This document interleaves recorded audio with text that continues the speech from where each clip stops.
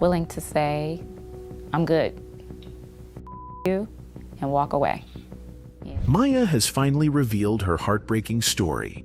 From R&B royalty to industry blacklisting, her story exposes how powerful figures use lies and manipulation to destroy careers when artists refuse to play ball.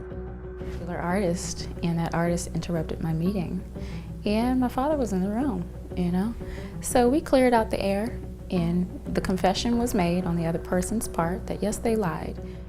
The woman behind Case of the X and Lady Marmalade was silenced by an industry that punishes independence and rewards submission. The confession was made on the other person's part that yes, they lied, but if that will ever come out from the person's mouth, who knows? Who cares? I've addressed it, and you have to pray for certain people. This is the heartbreaking story of how Maya went from Grammy-winning superstar to industry exile, and what she's finally ready to tell us. So, let's get into it. Maya Marie Harrison burst onto the music scene in the late 1990s as the complete package, a singer, dancer, and actress who could do it all. Born in 1979, she wasn't just another R&B star trying to make it. She was a trained performer who had mastered ballet, jazz, and tap dancing before she could even drive. Her first album, simply titled Maya, introduced the world to someone special. The lead single, It's All About Me, featuring Cisco, became an instant hit, but it was her authentic approach to music that set her apart. Growing up biracial with a black father and white mother, Maya channeled her struggles with identity into powerful, relatable music. Baby, hell no, that's not the way it goes. It's all about me. The industry took notice immediately. Here was an artist who could sing, dance, and connect with audiences across racial lines. Her second album, Fear of Flying, proved she wasn't a one-hit wonder. The breakup anthem, Case of the X, became a cultural phenomenon, with fans everywhere grabbing broomsticks to recreate Maya's iconic choreography. But even as success mounted, warning signs were already appearing. Industry insiders noted that Maya was unusually independent for such a young artist. She had strong opinions about her music, her image, and her career direction. While this authenticity made her art special, it also made her a potential problem for executives who preferred controllable artists. Her collaboration on Lady Marmalade with Christina Aguilera, Pink, and Lil Kim should have been the moment that cemented her superstar status.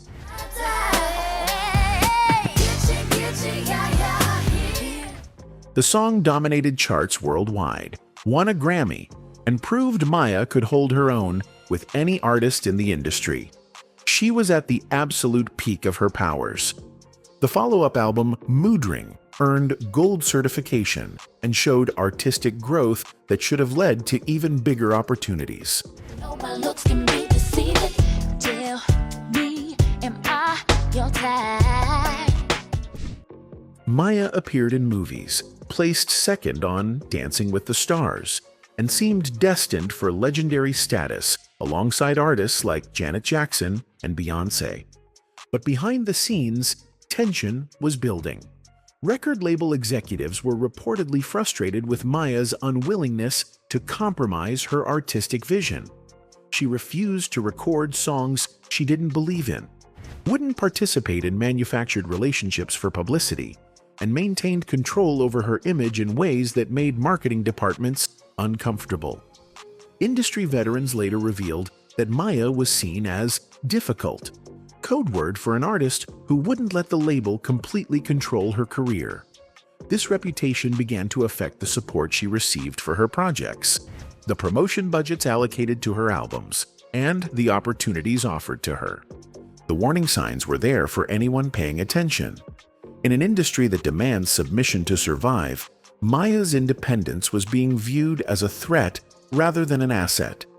The stage was being set for a systematic destruction of one of R&B's most talented voices.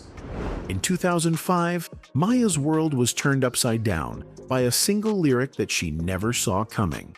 When 50 Cent released his diss track, Not Rich, Still Lyin', aimed at the game, one line would destroy Maya's reputation and expose the industry's willingness to sacrifice women for male ego battles.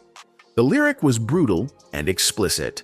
About Snoop ain't all that. Then I get bad now I even my. In just a few words, 50 Cent had dragged an innocent R&B star into hip-hop's most vicious feud, making claims about her personal life that would follow her for years. For Maya, this wasn't just another rap lyric, it was character assassination. The claim suggested she had been involved with both 50 Cent and the game, painting her as someone who moved between rappers like a groupie.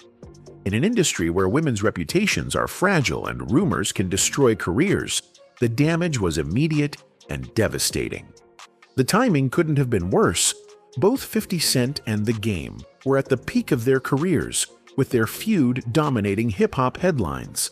When Maya's name was thrown into their battle, it wasn't treated as a minor detail. It became gasoline on an already raging fire that burned her reputation. What made the situation even more traumatic was that Maya had no warning and no way to fight back effectively. She wasn't part of the rap battle culture where artists trade disses. She was an R&B singer who focused on love songs and artistic expression, suddenly finding herself used as a weapon in someone else's war. Were you upset when that song came out? Song? Well, I didn't even hear the song. I heard about it, so I had to go inspect it. When Maya finally responded publicly, her pain was obvious. She flatly denied the claims and expressed outrage that her name had been used to sell records and create controversy. During one red carpet event, she refused an interview with This Is 50, telling cameras that she doesn't support people projecting false things or disrespecting someone's character. But the damage was already done. Once a woman's name gets tied to such explicit claims in hip-hop culture, the association becomes permanent. No matter how many times Maya denied the allegations, the rumor had taken on a life of its own. Industry insiders later revealed that someone at Violator Management had admitted to lying about the original claims during a meeting with Maya and her father. But by then, the false narrative had already destroyed her reputation and marked the beginning of her systematic exclusion from mainstream opportunities. After the 50 Cent controversy damaged her reputation, Maya should have been able to rebuild with strong label support and new music. Instead, what happened next revealed the music industry's darkest tactics for destroying artists who don't cooperate with their agenda. Her next album, Liberation, faced mysterious and endless delays that made no sense for an artist of her caliber. Release dates were announced and then quietly pushed back without explanation. Promotion budgets were cut, and radio support disappeared almost overnight. Industry insiders began whispering that Maya was being taught a lesson about independence. Then came the final blow. The entire Liberation album was leaked online before its official release. This wasn't a typical leak where a few songs surface early. The complete album appeared on file-sharing sites, destroying any chance of commercial success and giving the label an excuse to shelve the project entirely. We worked on my fourth studio album. It was like an accidental release. Release dates change. And there are different territories in the world that sometimes don't get the memo, and so it leaked in Japan. Maya's explanation of what happened reveals the calculated nature of the sabotage. I executive produced the album, and the release date kept changing. Then it got leaked. Once it's leaked, it's technically released, and the label shelves it. I could have gone to court, but that would have taken years and cost too much money. The leak wasn't an accident. It was a strategic move to destroy Maya's career while maintaining plausible deniability. By allowing the album to leak and then claiming they couldn't release damaged goods, the label effectively ended her mainstream career while appearing to be victims of piracy rather than perpetrators of sabotage. Industry veterans later confirmed that strategic leaks were a common tactic used against problematic artists. Labels would leak albums themselves and then blame external forces, creating a no-win situation for artists who couldn't prove the sabotage or afford years of litigation to fight it. For Maya, the choice was clear but devastating. She could spend years in court fighting a system designed to protect the labels, or she could walk away and try to rebuild independently. The financial and emotional cost of fighting made the decision obvious, even though it meant giving up everything she had worked to build. The systematic nature of what happened to Maya, the reputation destruction through false rumors, the mysterious delays, and finally the strategic leak, revealed how the music industry punishes artists who maintain their independence. It wasn't about her talent or commercial viability. It was about power and control. Maya's decision to go independent wasn't just about artistic freedom. It was about survival. She had learned the hard way that staying in a system designed to destroy her would only lead to more damage.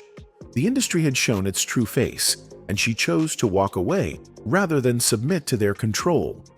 As Maya's mainstream career was being systematically destroyed, another force was working against her: the rise of Beyoncé and the rumors that would tie her to Jay-Z in ways that threatened the most powerful couple in music. But it was The Best of Me, Part 2, with Jay-Z that really shifted the energy around her career. Not just musically, but politically.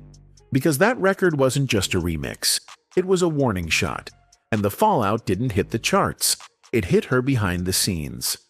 The original Best of Me featured Jadakiss and was produced by Swizz Beatz. It was supposed to be one of the leading singles from her Fear of Flying album. It did okay. Not a smash, but enough to keep her name buzzing. But the remix, the now iconic Part 2 with Jay-Z, was something else entirely. It was bold, edgy, street smart, and club ready. Jay was in full prime Rockefeller form, dropping sly metaphors and name-checking Maya directly in his lyrics. The chemistry on that record was undeniable. They weren't just vibing, they sounded like a couple. School making me chase you round for months, have an affair, act like an adult. And that's exactly where the rumors began. Jay-Z had already built a reputation for blending business and pleasure. So when the remix dropped, people started asking questions. Were Jay and Maya actually involved? Was Beyoncé already in the picture? And if so, how deep did it go? Maya never confirmed anything. In fact, she avoided the topic for years, but industry insiders began to whisper that her proximity to Jay-Z, real or perceived, created a problem. Not just with Beyoncé, but with the powerful circle that surrounded her. It didn't help that Beyoncé and Jay-Z's relationship was becoming more public around the same time. Maya was now viewed as a threat, not because of what she said, but because of what she might have done. The rumors exploded online years later. Blogs began reposting old pictures. Fan pages pushed timelines suggesting that The Best of Me, Part 2, had been more than a studio session. By 2014, Beyoncé had released Resentment. Thought I could forgive you, and I know you. Again, Maya said nothing until she had to. In 2014, a fan asked her directly on Instagram whether she had ever had an affair with Jay-Z. Her response was immediate. Never did, never was, never will. Illegitimate, thirsty sources with no facts, and that's the media for you, especially today. It was sharp, professional, and still didn't stop the rumors. But that's how blackballing works. It doesn't need proof, it just needs perception. And after the Jay-Z remix, the perception was that Maya had crossed a line. Whether it was jealousy, retaliation, or just politics, her major label support began to fade. That same year, she independently released Sweet 15th, and despite solid vocals and production, the project didn't chart. Interviews became harder to book. TV performances stopped. Red carpets disappeared. When you look at the timeline, it's clear. Before The Best of Me. Part 2, Maya was being positioned as one of the top R&B/pop stars of her generation. After it, she was quietly pushed to the sidelines. And to this day, no one in that circle, not Beyoncé, not Jay-Z, not anyone from Rock Nation, has ever publicly addressed it. But Maya has made one thing clear. She turned down things that didn't feel right.